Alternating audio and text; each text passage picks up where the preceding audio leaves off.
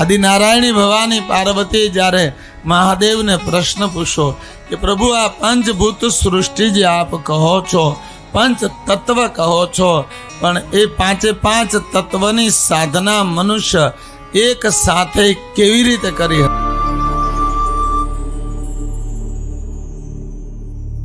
જે જ્ઞાનીઓ થયા, આપણા મહાઋષિઓ થયા, જેણે આ બ્રહ્માંડની રચના કરી, જેણે મારા તમારા દેહને વિજ્ઞાનના રૂપમાં જાણ્યો. ત્રીજું નેત્ર, આપણી બે આંખ છે એને ઓપરેશન કરીને હરકી કરી શકાય.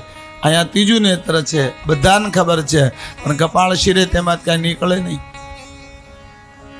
શું કામ? કે ઈ રચના અવ્યક્ત છે.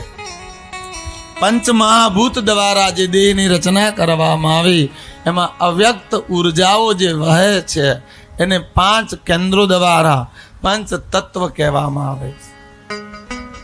અને મનુષ્યને પાંચે પાંચ તત્વને જાણવા હોય, પંચભૂત સૃષ્ટિ માટે ખરેખર એને કાબુ મેળવવો હોય, પંચભૂત સૃષ્ટિ માટે એને ખરેખર પકડ કરવી હોય તો એક સાથે પંચભૂતની સાધના કરવી પડે.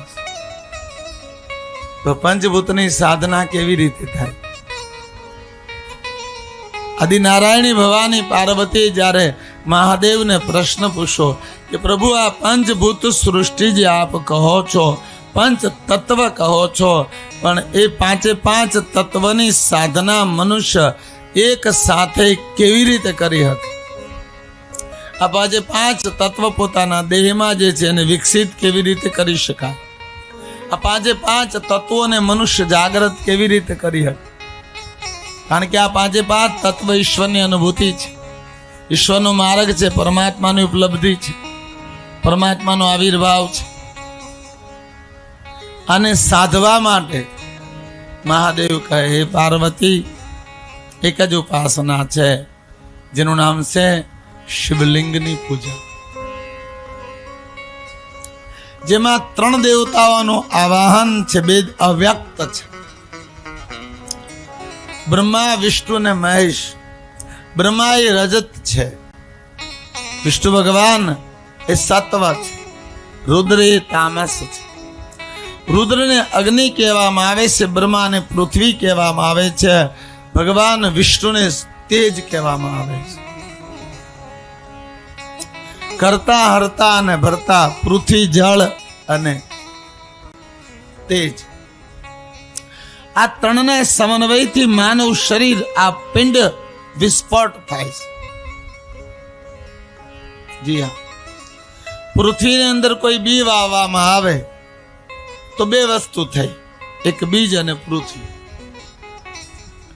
બીજમાં ઉર્જા છે, તેજ છે, જીવ છે, પણ એ વિસ્ફોટ ક્યારે થાય, વિકસિત ક્યારે થાય?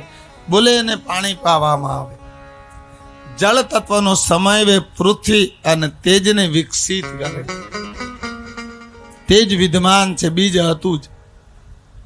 જ્યારે જળની રચના થઈ, બીજ અને જળનો સમન્વય થયો, એમાંથી તેજ અંકુરિત થયું, જેને આપણે આત્મા કહીએ, જેને આપણે પરમ ચેતના કહીએ.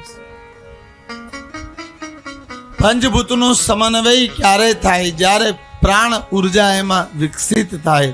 તો શિવલિંગની પૂજા છે, પાંચ મહાતત્વની યાત્રા છે, માર્ગ છે બ્રહ્મ સુધી જવાનું.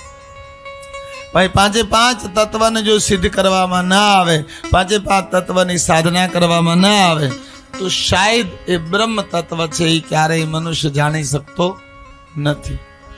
અને શિવ મહાપુરાણ એને જાણવાની યાત્રા છે, એને પામવાની યાત્રા છે.